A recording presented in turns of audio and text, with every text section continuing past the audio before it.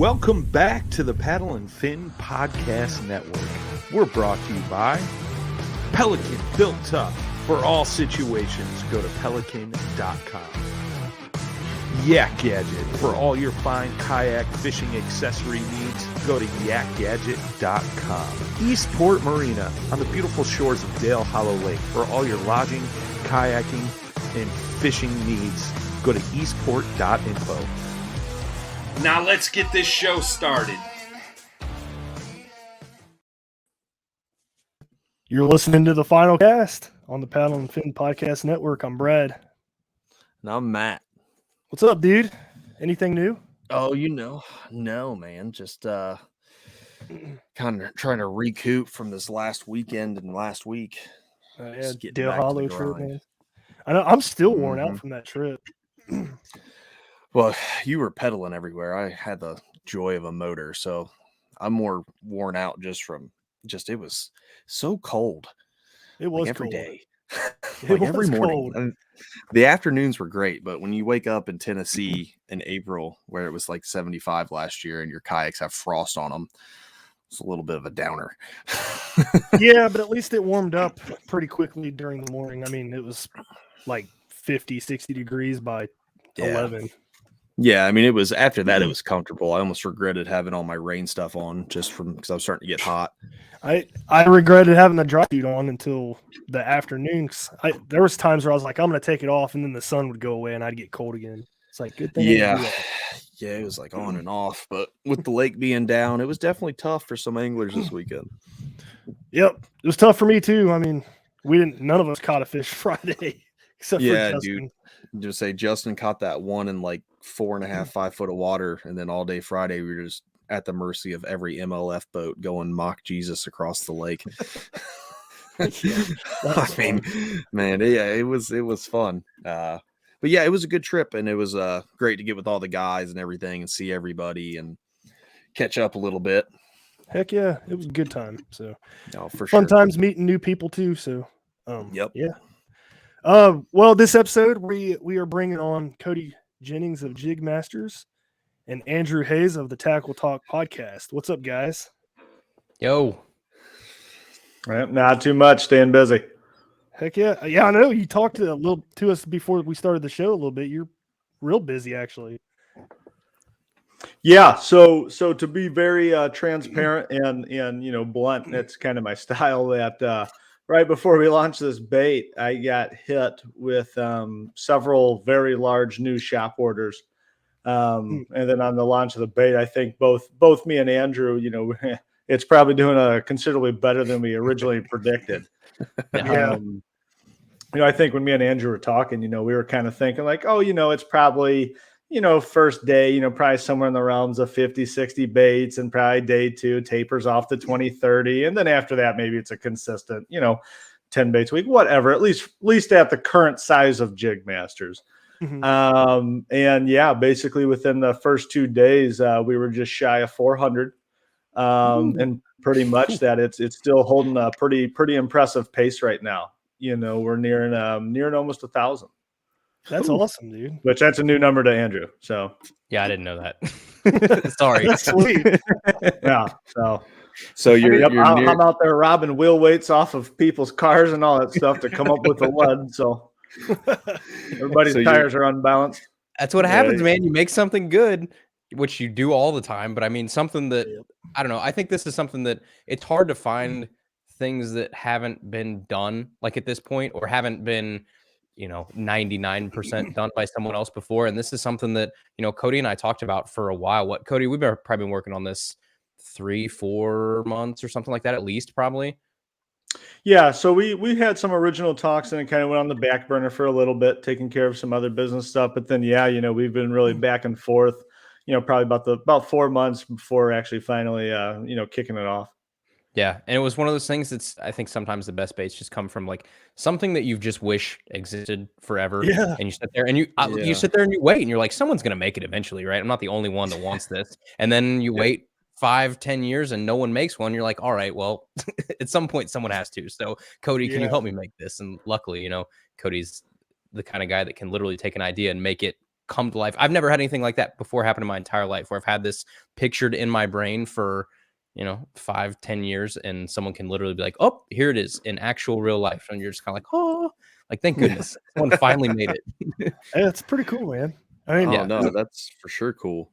So you're nearing 1,000 orders or 1,000 baits already. Just for the listeners to know, when did you launch the product, just so they have a time span? So I believe, Andrew, correct me if I'm wrong, we launched it would have been 1 week from today. Yeah, a week ago today. Yep. Yeah, that's crazy. Yep. That's So awesome. yeah, That's awesome. yeah. So and the cool thing too is, and really thanks to the a lot of the tackle talk crowd, a lot of it is new customers. So it's always good to get new eyes on a lot of the baits, and there's been a very significant amount of it too who like, hey, look, we want to support Andrew, stuff like that. We're buying the-microbuzz. But they're really checking out a lot of the other products that I've had on the roster for a little bit longer. So it's not like all these orders are just directly microbuzz. So there's 1,000 of that plus a whole bunch of other stuff. So it's really cool to see. They're in for a treat, dude, because like you know us, we love your jigs, dude. We love your spinner baits. So yeah, awesome. I appreciate it. I've seen you tossing around some of the Jigmasters, the spinner bait around here in the rivers not too long ago, dude, Brad. Love them. Yeah. Cody made me a custom one. Like, I could not find an all black spinner bait. So I was like, can we do this? He's like, yeah. It's like, I don't know what it is about bait companies that won't make all black anything. Like, I had the same problem with poppers. I took me forever to find someone that made a good all black popper. Ima made a good one for a while, and now I'm stuck on the Ricos. The Rico makes the complete black feathered tail, black everything. But it's like, why won't I think it's just because if you're trying to shop for anglers and not for people that are just going for practicality, like black doesn't get it done probably on the store shelf, but black gets it done on the water. So I understand it's like I could have done that. I could have spray painted that black. It's like, that's what I want. I'm going to take your shad color, your sexy shad or whatever, and I'm going to paint it black. So I wish you would just do it. Yeah, there's that old adage, a buddy at work likes to say it all the time. He's like, hard baits catch anglers. Yeah. To where, what's the word? He said hard baits catch anglers, basic normal idea baits catch fish, which is all black. When I throw a frog, it could have the sun, the moon, and the stars painted on the top, as long as the bottom is white or black. That's all I care about. Like, I don't care about anything else, white or black. And but yeah, I mean, you're not wrong. It's flashy colors definitely catch people's attention a lot more. So and then coming from the the tackle shop side, right? So one of the things, it's always the proverbial, well, my job's not to catch fish, my job's to catch anglers, right? Fish ain't paying the bills. But on the other side, there's there's a moral aspect to it, but also too, obviously you want them to succeed on your products. And I hope more companies see that value, that, hey, if some kid takes your jig out for the first time and catches a 5-pounder or 3-pounder, whatever it is, he's way more apt to be a kind of a customer for life. And if you assemble enough of those, and me and Andrew have talked about it too, I really don't have a big social media following or anything. It's just the word of mouth is just starting to run wild. And it's really cool to see, but yeah, there is a lot of, like you said, an all black bait. There's so many places. I mean, I have a lake up here. That's all I throw. If it ain't black, it ain't coming in the boat. When I fish Lake Hudson up in Michigan, and but like you said, you don't really see it on tackle shelves and stuff, because on a store shelf they really don't pop. They don't bring eyes and all that stuff. And I would say honestly on that part, it's kind of both the store / tackle company, but also the people buying them. Kind of both have part in why those don't sell. But I will say, Brad, the more and more I've been looking at those black spinner baits, we might have to get that puppy out there soon. Yeah, I love them. I mean, I got my buddy to buy a couple of them too. So they're awesome. I don't know. There's just something about when you see somebody out on the water and they're throwing an all black anything, you just look at them. It's kind of like that silent nod, like that guy knows. Yeah, right. He's not out there with Fire Tiger. He's not out there with the new Mega Bass, Respect Series color, whatever. Like, he's out there with all black. Like, He knows. Good on you. Yeah. Yeah. Hey, I can't don't take all the trash credit though, respect too man. much. Well, yeah. I'm sure crack sand catches fish. I'm sure that ghost wasagi boggy, whatever the next one that comes out, I'm sure they catch fish. But there's just like that little bit of like all right, all black guy, cool. Oh, I know yeah. you know what's up. Oh, believe me, one of the most coveted colors for a Megabass Vision 110 is the 2014 nightclub. You can't get them anymore. They don't make it anymore. And it's a pure black eye Vision 110. Isn't that hilarious? Yeah, and Like you can't. And a I've got bait that 6 of comes them. in 37 trillion different colors that guys have to get every single one of and stack on their wall, and they will fight like 12-year-olds online because they were the last person to not get the new number 98 Respect Series color, and the one that is coveted is all black. Oh yeah, man. I mean, I had 9 of them at one point, and I've sold 3 of them on eBay. The last one I sold was $190. Dude, you know who does this really well? This is like obviously not bass fishing, musky fishing. Musky fishing baits, you will go and like people will stand. So like these guys will make these, ridiculous colored cotton candy, Wonder Bread colored, whatever, everything. And then when they come out with like a limited edition or whatever that everybody wants, it's literally just like the color of a gizzard shad. And people are like, a natural looking musky bait. Like I have to have it. And they wait in line for 4 hours at the Muskie Expo to run in to buy one of the 3 Baker crankbaits that looks like a regular shad. Yeah. Like, they've got us right where they want us. Yep. Yeah. One of my favorite quotes all the time was good old Denny Brower. He said, "I will throw any color as long as it's black and blue." Yep. Yes. You've said He that made a before lot on of the money show. doing it. Denny Brower's Yeah. the man too. Yeah, you can't argue with Denny Brower. If Denny Brower tells you what color jig to throw on, you say yes, sir. Yep. Well, yeah. I mean, that's the same as Gerald Swindle. He did. I remember when I first got Bass U, and I was watching like some of the things. Gerald Swindle was doing his big jig thing. He was like, "I throw 2 jigs, brown and black. If they're not biting on brown, they're biting on black. If they're not biting on black, they're biting on brown. Trailer, I don't care, brown or black." And that's like the whole 45-minute like seminar was just talking about brown and black jigs. I was like, all right, man. I mean, I'm not gonna like say you're wrong because you're a Bassmaster. Like I guess I just need brown and black jigs, whatever. Well, what's funny is, like you look at that and you're like, wow, that was not a whole lot of info, G-Man. Thanks a bunch. But then you're like, actually, it's probably one of the best ones you can sit through because he basically told you to quit worrying about if it's got blue flake in it or if it's got watermelon crawl, whatever. It's like, go out there and throw natural colors that are going to have one that's really natural and one that's got a little bit more contrast. That's why people love black and blue. I don't think it's the blue in it. I just think it's a darker jig that has more contrast, and that's what you need. Yeah, all it is. Yeah. Agree with that. So you guys want to get into the microbuzz a little bit? I want to let's go to Andrew first. I kind of want to see, or I want to hear where your idea came from and how you got it to come to be. Yep. So I grew up fishing creeks, like farm creeks, that kind of stuff. Like that's just my roots. That's what I grew up throwing. And obviously when you're fishing those, a lot of times you're fishing in knee deep or under, you tend to downsize a lot of things and you tend to, I don't know, just make do with what you have. And so when we were little, we used to take, little buzz baits and you toss them in the creek and then you start messing with them. And the only problem with buzz baits is like buzz baits, for the most part, 90% of them out there are huge. They're like 3/8 ounce or bigger. They're big, clacking, ridiculous things. And they'll work in creeks, but you're dealing with smaller fish. You're dealing with smallmouth. You're dealing with fish that have a mouth that's literally that big around. So you can't throw a 3/8 ounce clacking booyah buzz bait and have a good hookup ratio with them a lot of times. And so we would take the smallest buzz baits we could find. And lately, the past couple years, it's been the Strike King microbuzz, or not the microbuzz, the Pro Buzz, the mini Pro Buzz. And it's one of those things. It's like you just have to use it because it was the smallest thing out there and you make do with what you got.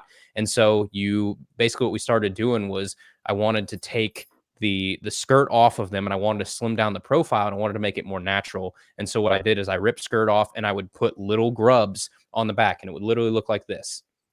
Like that's all I did. And I would take a little, 3-inch Mr. Twister or a Fat Albert or the little Cabela's Firetail grubs or something like that. And I throw it on the back and I would start throwing them just like a normal buzzbait. And you'd start whacking fish on them because it was something a little different than they'd seen before. Something I think a little bit more natural than just that clack and then the skirt. You see a little bit more of a subtle action and then you've actually got the bait fish profile under the water.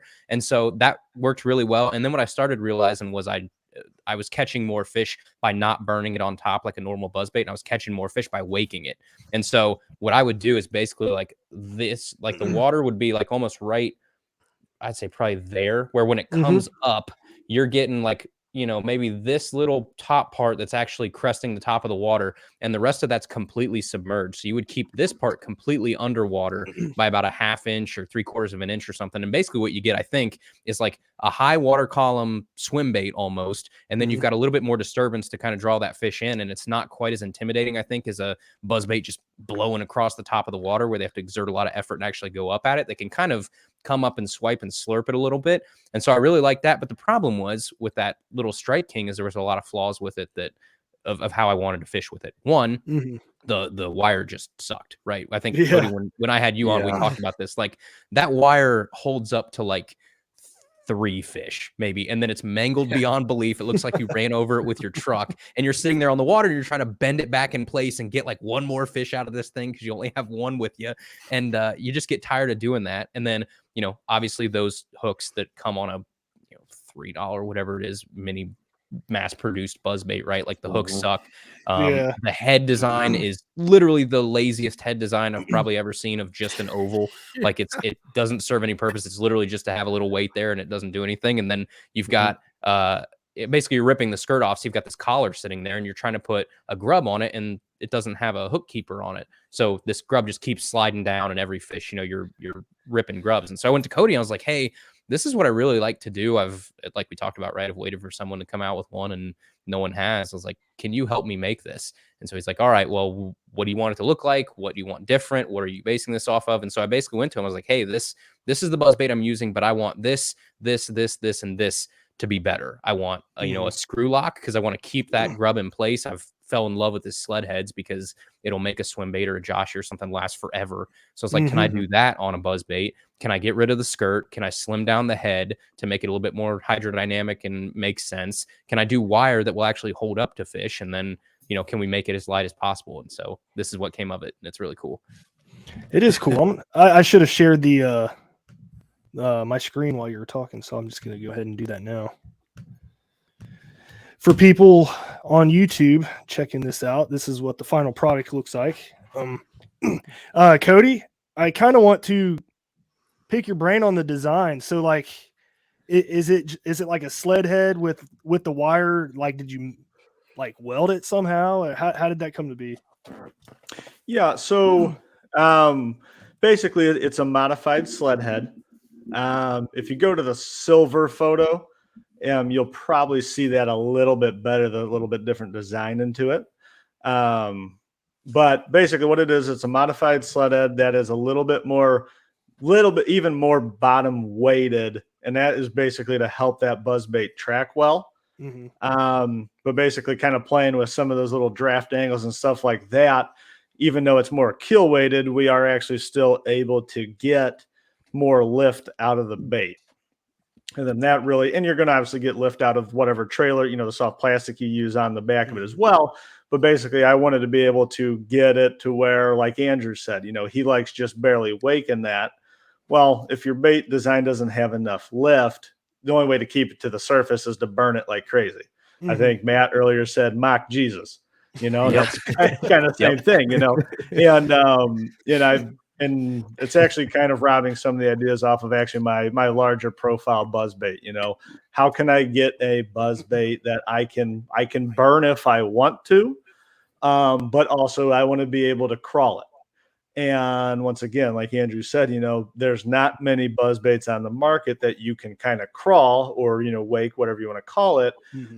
So when you have one, that's kind of that, you know, nice subtle difference.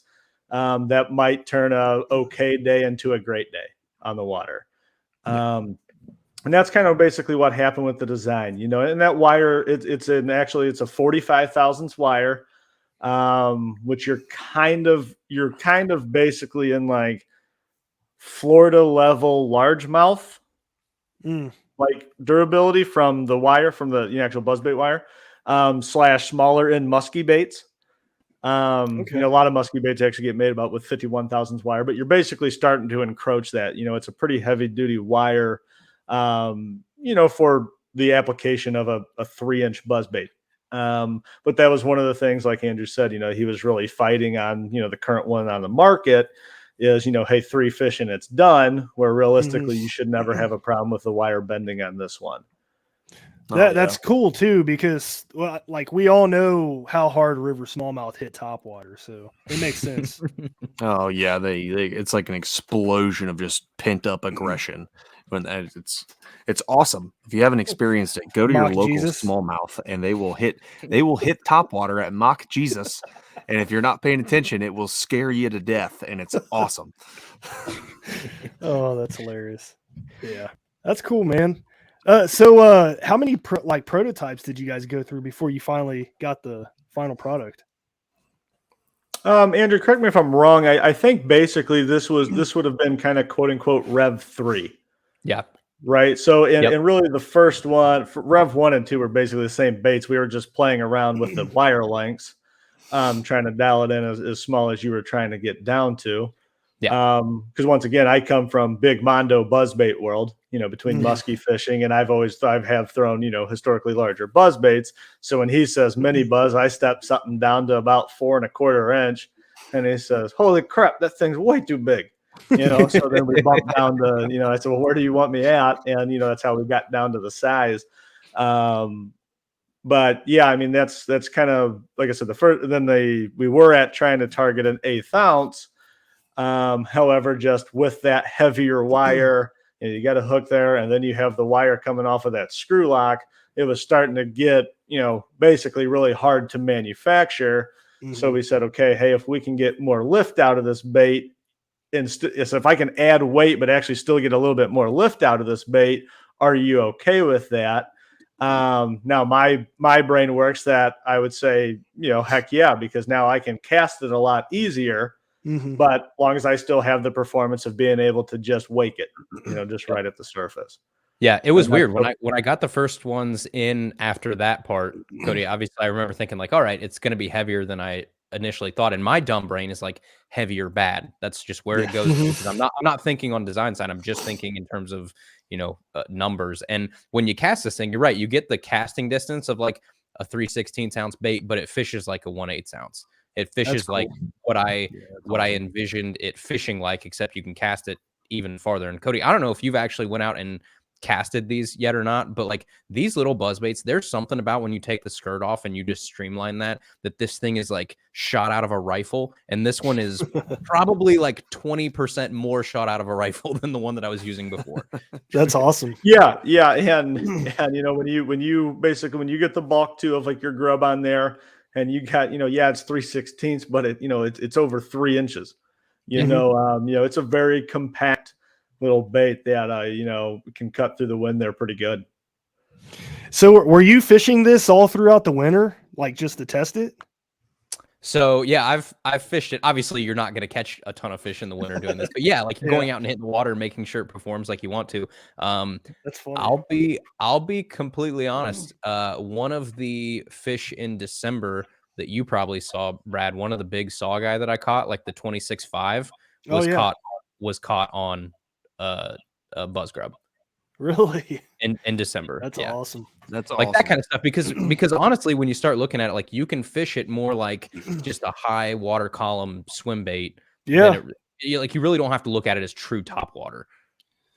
I got you. Yeah, it kind of gives you the option to where if you like he was saying if you can burn it back, right, and you can make it that buzz bait to where it's your typical clopping across the water, making everything around it who doesn't want to eat run away, or you can high column swim bait it with just a little bit of sound, where it's like the fish is going to turn on it, can come up like you said, and kind of just slurp it instead of just attack it, which is awesome because you can look at it more of a finesse bait. It kind of opens up the finesse a little bit because you're not having to throw itsy bitsy jigs or Ned rigs all the time, which I'm sure if Ned rigs is always left, Brad would just love that and we'd all be fine. But I like to change it up a little bit. And this, I mean, that's another way I would love to look at that. And how I'm going to look at it is it's another finesse tactic I could use to kind of get fish who don't want to eat to come up and get a little slurpy and get it in there. And I'll tell you exactly, Brad, that fish I'll never forget because it was Ryan and I, we were out in pitch black. It was like probably 10, 11 o'clock at night in the wintertime in December. And we're back there and we're tromping around in all the rivers and stuff for Sawguy. And we got to a spot where I knew that there was a log in the water. And I knew that there was probably like maybe a foot of water between top of water column and complete top of the water. And then where that log goes down. So you can't cast like, Smithwicks or something on the other side of it, because you're just going to get hung up and you're going to lose them. And I looked at Ryan, I was like, this might be the dumbest thing I've ever done, but I'm going to tie on one of my little buzz grubs. And I'm just going to cast over there because I know that I can keep it above the tree and just see if there's anything on the other side of that tree. I just want to get like 2 casts in over there. And so you're blind casting because it's pitch black, but I cast it over there and I get it to about where the tree is. And it's just like rod rip out of my hand, and you can't hear it because I'm not fishing it completely on top. So it wasn't a top water strike. And I thought I had snagged the tree. And I was like, no. This is go back. Like, if you can go back on Instagram, it is. All right. Keep talking. Go ahead. It's probably the first Sawguy in the dark from this year. But I thought I had hit the tree, and it starts. I was like, oh, shoot. Like, here we go. And I get it in, and it's the biggest Sawguy I've ever caught. It's like that's freaking sweet. Yeah, it's cool. Yeah, that's awesome. Yeah, that's so awesome about almost there. That's not almost it. There. A little back. That's still a really good fish. So enjoy. I know. It is. You're almost there. Nope. Right here. That one. Oh my Lord! It's just a tank. Huge. Yeah. Lord God. That was caught on a bus. I bet you were like, when you posted that, you're probably like, I want to post about the buzz grub so bad. Yeah, I didn't. I have a picture with that fish with the buzz grub in its mouth, but I was like, I'm not putting this out there yet. Yeah, that's cool. Well, that's what's so awesome. Like, to have that fish come on that buzz grub. That's what's so awesome about having kind of being, I guess, from the very beginning stage to Rev 1, Rev 2, now Rev 3, and you're right at that final product, and then you go out and you blind cast just because you want to be, there might be something there. I just want to cast it just because I know I can. And then you just get hammered by the Lord Sawguy of that part of the river. And I mean, that's just like, that's a great, I don't know. That's like the greatest, hey, this bait works story that you could like have. Well, and that's what's fun too. Like, if anybody's ever gone into making their own baits, like if you've ever tried to pour your own jigs, if you ever tried to pour your own plastics or something like that, there's nothing, Cody. Have you ever done that? I don't know if you've ever done that before. Once, twice. No? But there's no better feeling in the world than, like, if it's something that you made or something you had an input in or something you tinkered with or made a little, just little modification on it or something that, feels like it gives you an edge and you catch a fish. There's no better feeling in the world. So yeah, that's like, I think as anglers, we're always got that in our back of our mind of tinkering with something or changing something or trying to do something that, quote unquote, hasn't been done before, nobody's doing. So did Ryan know that you caught it on the buzz grub? Yeah, he was standing right beside me. Yeah. I was about to say, if you're trying to hide it from him or not. That's no, funny. I don't think he could believe it. I think he was pretty shocked. That's awesome. Yeah, you just see him at night fishing on the river. He catches the fish, comes running over. You just turns your headlamp off and like hide in the dark. Let me pull this out real fast. Yeah. I just caught it on a grub, nothing special. Yeah, no. Yeah. Yeah, and two, kind of going back to what you guys were talking about, catching on stuff that either you're part of the design phase on or that you made yourself or whatever. I mean, I'll admit, it is one of the coolest feelings out there. Mm-hmm. Even if you're not looking at getting into this as just like, I want to start a fishing lure company or whatever. It is, I think, always is important to kind of dabble with your own stuff just to, see some of the process. But like I said, there's a little more oomph you get out of kind of like catching big fish and stuff like that if it's on something you made. I remember with like Jigmasters, like that's kind of really how it kind of got into a business. Was I made this flipping jig that looks kind of nothing like any other flipping jig on the market, and basically my second time out with it, I ended up winning. Not that it was a huge one by any means or whatever, but I ended up winning a tournament on it. And then that's all I fished. It was, about 20 boat tournament, nothing crazy. And then too, it's, so obviously that's exciting. And then the guys are like, man, what in the heck were you catching at? Cause I won it by a pretty decent margin and stuff. And, I just flipped it on the boat deck and stuff and let them look at it. I didn't tell them I made it or anything. And they're like, what in the world is that? Kind of thing and stuff. And that's kind of said, hey, maybe I got some space in here. Maybe I should kind of jump into the fishing lure industry. And, between that and basically I had an issue with kind of my favorite jig company when I was starting to. Jigmasters' original plan was a YouTube channel. Okay. And more instructional kind of stuff. And I had a bunch of issues with my favorite jig company at the time. And I'm one of those guys, I kind of get business stuff like that. You can't survive giving a bunch of freebies all the time and stuff. And I just reached out to him and I said, hey, this is kind of a few of the defects I'm starting to see in your products. I've been fishing your stuff for 5 or 6 years. And up to this point, everything's been amazing. I was like, I just wanted to kind of give you a little bit of a warning, stuff like that. I'm not asking for free product or anything. And they shot back, not even just ignoring me. They shot back with a nasty gram, kind of like a mind your own business thing. And, between that and then the little instance there at the tournament, I said, screw that. I think I can do better. And that's kind of what started Jigmasters. Yeah. I mean, that's what, drew me to your product, just the unique head design and stuff.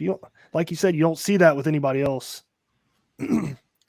Yeah, I remember the first time Brad showed me one of your jigs, and I was like, "Man, that's the weirdest thing I've ever seen in my life." And I was 99% of reactions. Yeah, and I tied it on, and I was fishing it. I was like, "It fishes really good." I'm fishing it. I was like, "Hey, Brad, can I just keep it?" He was like, "I don't care." It's Brad. He's like, "I don't care, whatever." He probably didn't want me to have it, but he just was like, "You just have it." And I kept fishing it, and I caught a largie on it. And I remember how I was pitching it, and I was like, man, if I was using something else, it would have got either caught or I wouldn't be able to, something would have happened. And it just felt choice. So yeah, I'm really happy you decided to find some defects, and they were nasty because you made a great product. I appreciate it. I'm just glad you started adding the corkscrew to a lot of your baits too. Yeah. That's my favorite thing about it. I think putting it on the microbuzz is awesome. Yeah. And one of the things they're trailer keepers. I mean, there's, you got a lot of your standard where it's just like a single wire and it's got a bend. To me, I've always called those, shredders. I mean, they're basically knives to me. But it was like, there's a little bit more effort of rigging the bait onto a screw lock. But at the same time, I mean, you do traditionally get a lot more durability out of your soft plastics. And, especially in today's world, everybody's seeing the cost of everything going up. Hey, if I can get my soft plastic to last, 5 to 10 times longer, well, that's that much more money in your pocket. Yeah. I mean, one of the kind of subtle things too is I'm not the first one to put a screw lock in lead. I mean, it is out there on the market, but kind of one of the things that it makes it harder to manufacture, but I kind of prided myself on was I don't position that screw lock where the straight arm, because it basically has a little candy cane hook buried in the lead that you can't see in that photo. And it's typically, I think it's about 3/8 inch of an arm. And most companies, they have it to where just the little top loop of that screw lock is in the lead. So basically you thread, and then you have to basically push it the last 3/8 of an inch to get the soft plastic to line up to the head. Well, all that actually ends up doing is basically makes a plug in your bait. So then your soft plastic will stay in the threads, but the rest of the bait flies off, or tears off or whatever. So that's kind of one of the little small subtle things that, probably most anglers don't really notice. That I do kind of pride with, any of the products that I do use screw locks on. Yeah. And everybody knows the jackhammer, like that's the first bait that comes to my mind because it has 2 of them. I can't tell you how many times, I've gone through so many Zacos on the back of a jackhammer just because they rip, man. They rip, they tear. If they put a corkscrew on that, it'd be perfect. Yeah, if you get a short strike on a jackhammer, and especially with Zoc, I did it on Saturday down at Dale Hollow. I was like one of the only people who was fishing down there who were actually catching fish on a jackhammer. I found a little cove and there was grass, and I was like, it's jackhammer time. Started throwing it, and the second I got a fish, got the second fish, the third fish, I watched it short strike it, and I watched him rip my Zaco in half, and I was ticked because it was like my last Zaco of that color, and I was like, well, it was a chartreuse and white jackhammer, I was like, well, this Kitech looks similar, but I mean, I don't know. Maybe it's just me, but whenever I put a Kitech on a jackhammer, it lasts like 4 casts and then it just falls apart and disintegrates. And I was like, well, this is going to be an expensive day because I went through like almost a whole pack of 3 Kitechs, which is like $5.40. And I was like, that sucks. Like I caught fish. It was awesome because I was catching on a reaction bait instead of just dragging the bottom. But man, yeah, I mean, a screw lock, Brad's right. You put a screw lock on almost everything. And the fact that, like you said, it takes longer to rig, but that extra 20 seconds of rigging is going to lead to your bait lasting 5 to 10 times longer, just like you said. I mean, I'm willing to sacrifice 20 seconds to get a bait to where I don't have to screw with it in 5 casts. So. Brad, I remember you when you were first going to grab some of the sled heads. And I know because you were asking, right, like, is this, be honest with me, right? Like, how much longer does this make like a swim bait or a Joshy or something last? I was like, dude, for me, it literally makes it last until I snag the actual jig head and lose the jig head, or it's something on user error. Like the soft plastic's not going anywhere. Have you found that to be the case? When I know you start using them. Yeah, so like with the Joshy, I mean, I've gone multiple trips without losing bait off the back of my hook. You know what I mean? Yeah. When I was using like a regular, I don't know, Eagle Claw laser eye, they would slip off the back and I'd be done after 3 fish maybe. Yeah. So and that, like Cody said, right? Like we use, swim baits and stuff that cost $6.50 a pack. It's like, I do not have the money to go through 2 packs every time I go out fishing. Yeah. No, and that's just, it's worth it to me to have to pay for what is it, like 4 sled heads in a pack or something for $4. That's worth it to me for that reason. Oh yeah, all day long. So that's cool. Excuse me. I still have a hoarse voice. I don't know what's going on. I want to talk about a little bit about the hook. What size is the hook and what do you use for it? Yeah, so it's actually, so typically when I go through any hook selection, which historically kind of Mustad has always proven to be kind of the best option for me, because I actually go through, I tensile test the hooks, within the same kind of region there. I'm not testing a 4-aught versus a double wide 10-aught. But basically, I find all the compatible hooks that I'm kind of going for design wise, and I do tensile testing, and then I kind of see performance versus cost. Because at the end of the day, I don't want to charge $10 a jig, Yeah. So I go through that, and like I said, traditionally Mustad has always proven pretty well for me. However, this is actually kind of the first bait where actually VMC kind of slides here into the Jigmasters repertoire. But yeah, it's a 1-aught, and that basically like 99% of that hook is sticking out the back of the bait. So you're getting the full hook of that 1-aught back there. But yeah, it's a VMC. It's a black nickel per Andrew's request. Originally I had just a kind of a nickel plated one on there, and he said it's got to be black nickel. And I said, what? And he said, I've had better. He's like, I've just had better experiences with them. And I'm thinking, I said, there's no way this kid's telling me that he catches more fish off black nickel hooks than nickel. He's like, no, from a rust perspective. It's all right. I'll buy that. So, so that's how the black nickel got chosen. Yeah, Cody. I feel like Cody was about to punch me through the phone when I told him that I liked that I had better success with black nickel. And he's like, what in the heck are you talking about? I was like, I literally put all my baits away wet all the time. I'm that guy that goes out fishing. I put them in my box. I shut my box and I say, oh, okay, when I get home, I'll put them on the workbench and I'll open them up. And what happens? It's like 4 days later and you're like, crap, I didn't open that. I'm going to open it up and everything's going to be rusted. And for some reason, I don't know what it is, if it's a property or if there's a real reason for it, but black nickel hooks seem to last longer, put up to my abuse. They don't rust out on me. And those, and a lot of times it's cheaper too, but those just regular nickel hooks, for some reason, you always like open it up and those are the ones that look like crap when you put them away wet. Gotcha. Yeah. That's cool. Yeah. I kind of can see that actually, because I think I have a few black nickel hooks and I don't know.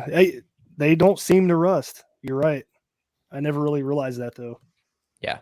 Cody was like, man, it's probably gonna look a little better if you have like the the silver hook on there too, because the one that you've got pulled up right there obviously got the silver head and stuff. And I was like, I don't care how it looks. Yeah. It's like, all right.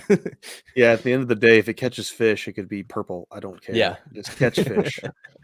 I mean, So what was there a specific reason you went with VMC over Mustad this time? Is it something Mustad didn't have? Yeah, no. I mean, Mustad has an option, and it was, pretty compatible or relatively compatible. But yeah, just the VMC tested a little bit better from a strength standpoint. I like to get nerdy when I design tackle and stuff, and not that I do it with every single product. Obviously, the ball heads, it's a ball head with a screw lock. There ain't nothing too crazy going on there. But on builds here, and especially kind of a more personal build here with Andrew. I try to do as much service as I can. And having the ability to tensile test and stuff like that, because you'd actually be pretty amazed, some of those hooks that might be $2 a freaking hook, or whatever, that everybody says, oh, I need my jig to have that in it. Well, you go to test and it actually tests worse, than like some of your more, kind of a little bit better than standard, options like through Mustad and stuff like that. So yeah, I just kind of always basically, label the hooks A, B, C, D or whatever, and kind of blind test them. So I'm not partial to one and say which one did it and go back and figure out what the name was on it. And as long as it's a cost effective, within reason kind of option. So I don't have to charge, once again, $10 a bait or something. Yeah. I'll go ahead and use it. Are you going to be using VMC from now on, or just I don't know. I'm kind of interested to go back.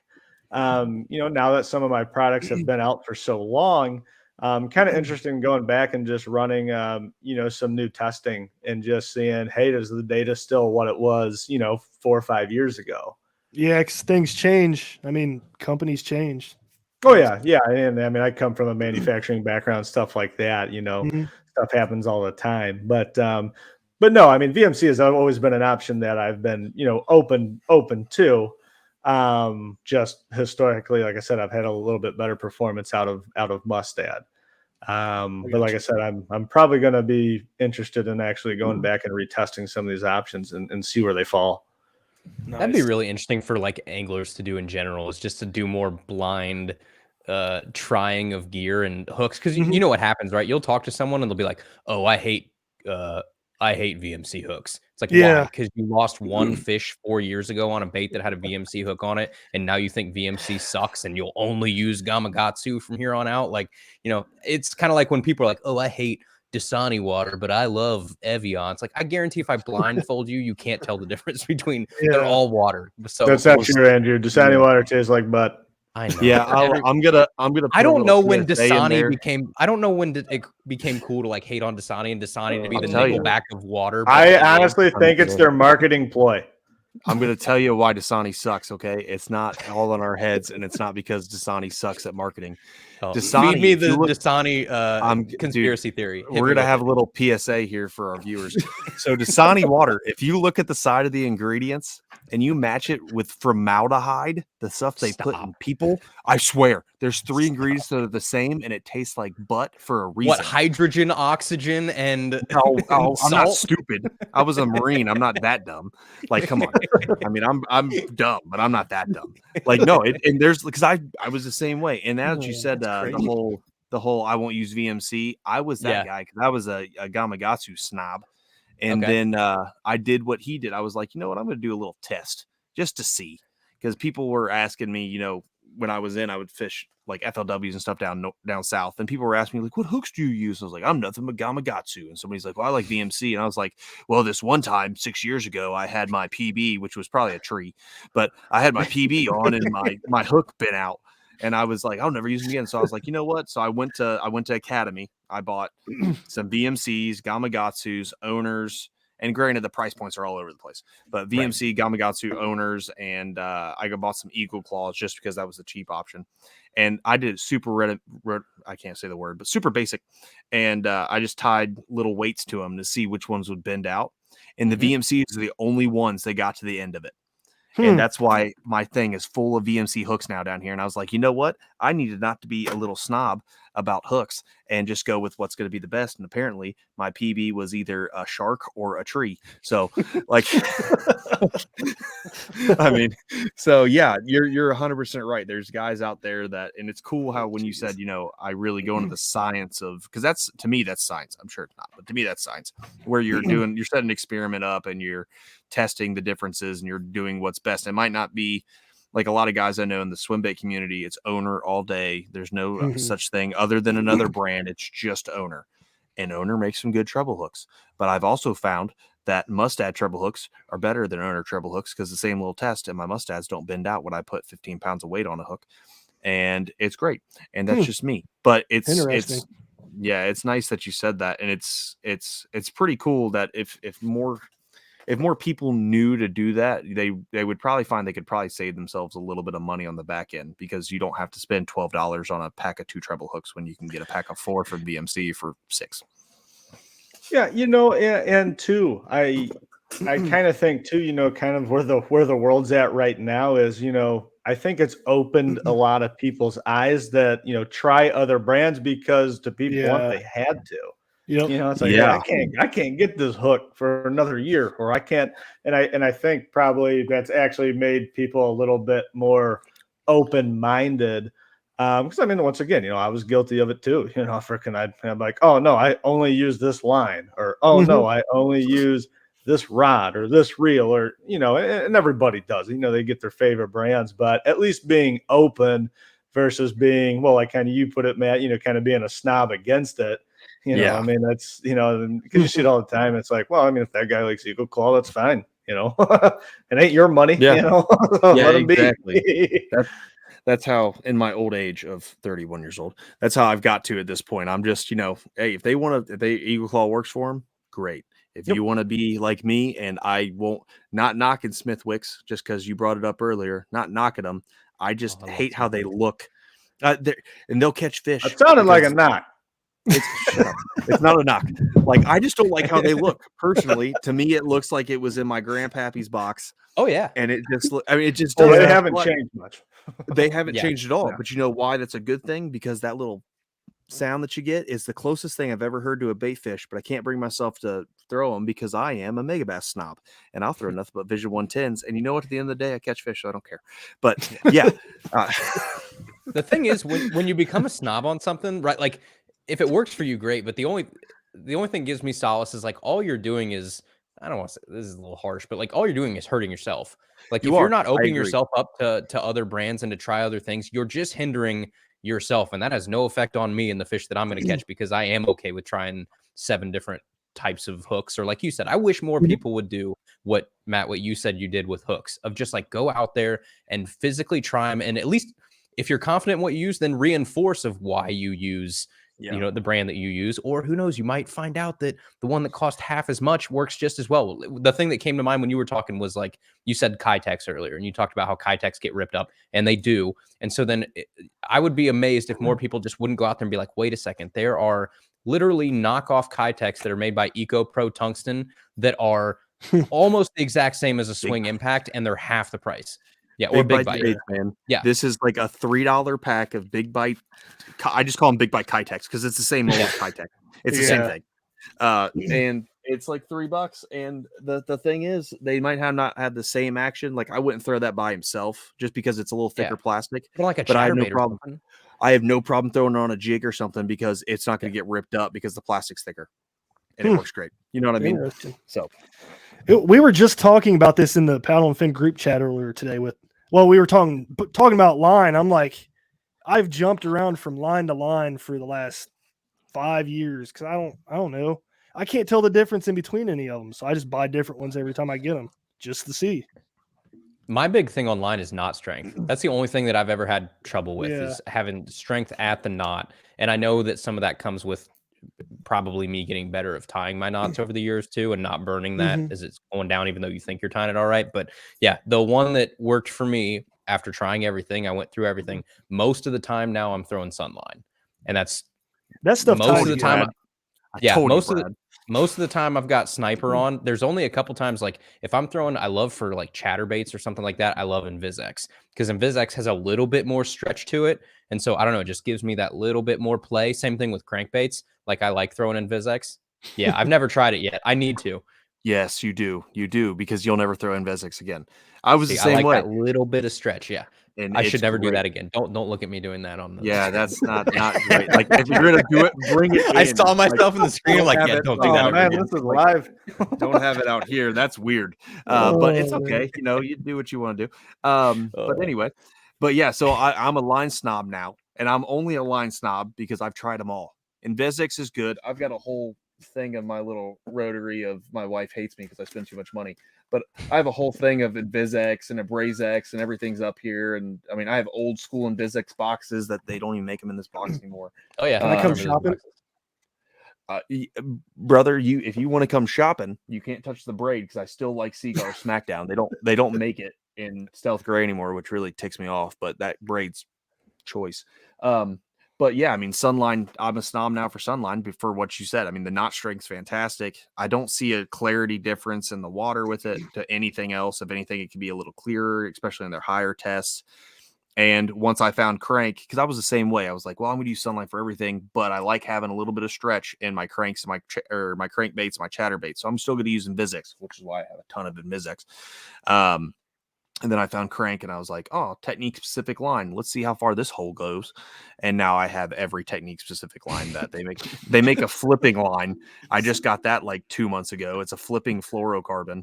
And it's cool because it's clear and then it has a little stretch of neon and then it's clear again. It's neon and it looks like a tiger and I can see the line better.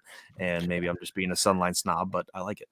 So I was actually on Cody's website yesterday looking at line. I was going to buy some, but you were sold out. I was like, dang it. I'm sold Yeah. out. Yeah, What we were were you actually trying to get? What'd you say? I said, what were you trying to get? The 12-pound line fluorocarbon. Gotcha. Yeah. It's I really honestly I like a lot of their products. It's a very, very good quality but cost competitive product, because I mean, for the longest time, I mean, I was a fluorocarbon snob and stuff like that, but at the end of the day, like, I do feel bad like recommending people like, hey, you're just getting into fishing, here, go drop $35 a spool or whatever, you know. They're going to get out of fishing real quick, you know. And so it's kind of cool. You know, it's a newer product, stuff like that, and I've been around for a couple years now. But no, I mean, I use that Seagar Sunline. I've went through the ringer on them as well, and right now I'm typically fishing line, but that's also easy for me to say since I got a whole bunch of it on my pegboard. So yeah. It looks like cool packaging. I mean, I don't know. I just want to try it. I don't know if he owns it or if he just does a lot of the work for him, but Samuel Moore, I don't know if you guys have ever seen his stuff online. Yep. He's like a photographer. Is he part owner in that somehow or somehow involved in that? At least the time when I was placing actual like inventory orders for it and stuff like that, he was the owner. Okay, that's what I thought. Yeah, and for all intents and purposes, I mean, I haven't talked to him in a little bit, but I do think that is still the case. Now, obviously, no, he's not manufacturing fishing line in his garage. You know, and obviously most of his background is in marketing, stuff like that. But I do know he has a lot of play in kind of the performance and trying to dial in that, hey, I want to be really favorable in cost to provide, you know, relatively high performance fishing line, but for the, you know, the newbie coming in, or, you know, somebody who just doesn't want to blow a bunch of money on fishing, you know, but still giving them those options of, you know, having a nice fluorocarbon, a nice braid, and you know, real quality mono as well. So yeah, no, Sam's a pretty good guy.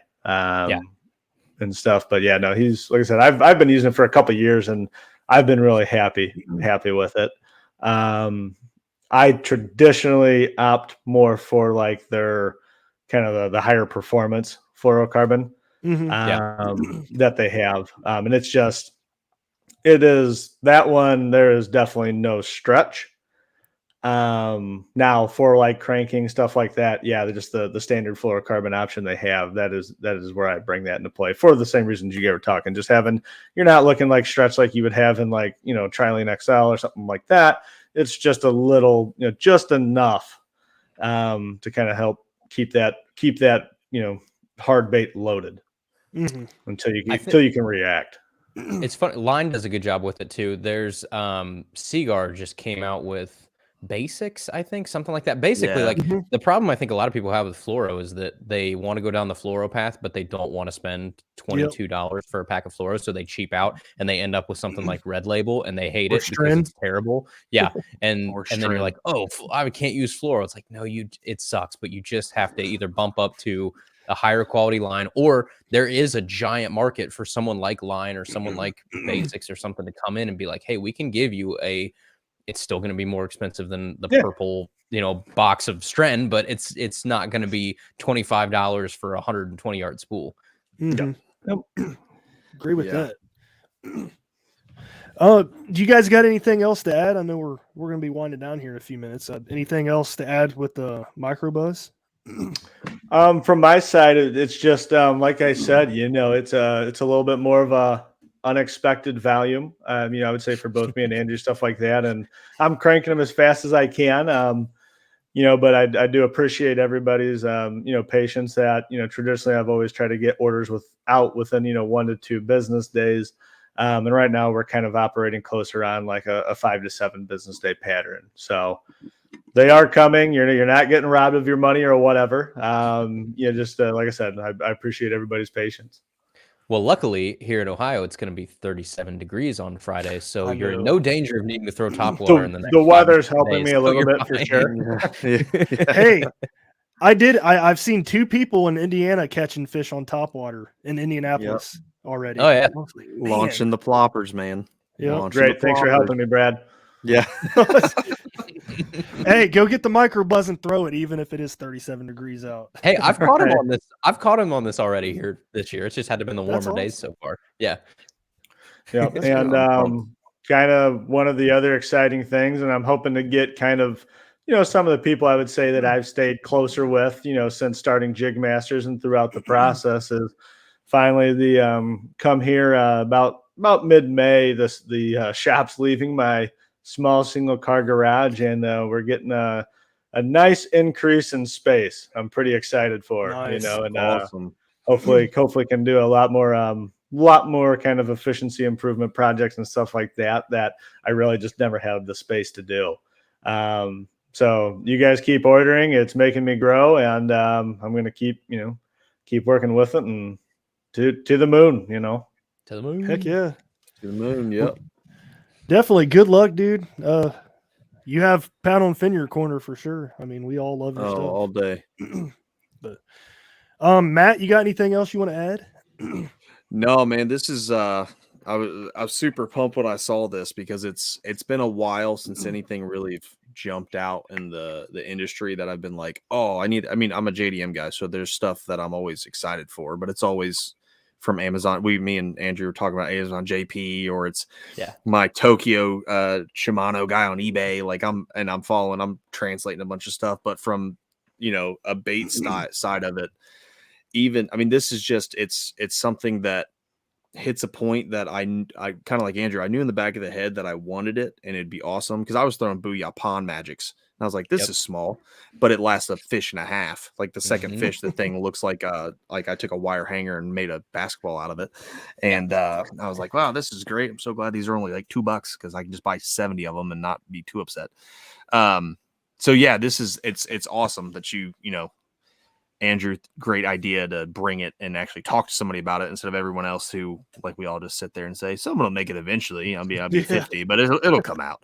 So it feels good again in the bait side of the industry to be like, oh, new product's out and I really want to try it and I'm excited for it. So yeah, man, I'm pumped. I'm excited to get it. Me too. Waiting on my order. No pressure, no rush. It's already lost in the mail, Brad. Don't worry about it. Dang it. Oh, it's all good. Well, guys, I appreciate you guys coming on the show. Everybody, thanks for listening, and we'll see you guys next week. See you guys. Yep. Thanks for tuning in to another killer episode here on Paddle and Fin. Be sure to drop a 5-star rating, a thumbs up, or smash that subscribe button on any platform you're listening in on. Be sure to check us out on Waypoint TV, waypointtv.com. Make sure you sign up for the Fantasy Kayak Fishing League at paddleandfin.com/fantasy. You can support this show through Patreon, patreon.com/paddleandfin. Don't forget to check out the website, paddleandfin.com. Catch us on YouTube. If you got a question, comment, or want to see a future guest on the show, be sure to email us at paddleandfin@gmail.com. Shout out to our show supporters, Yak Gadget. You can check out all the fine kayak accessories at yakgadget.com. Pelican Professional. For all your cases, coolers, and lighting needs, go to pelican.com. Rocktown Adventures, your Midwest premier paddle sports destination. Go to rocktownadventures.com. Eastport Marina, the beautiful destination on Dale Hollow Lake. If you're looking for lodging, kayaks, kayak accessories, or anything fishing related on the beautiful Dale Hollow Lake, go to eastport.info. And Jigmasters Jigs. When in doubt, get the jig out. Go to jigmasters.com and fill your tackle boxes today.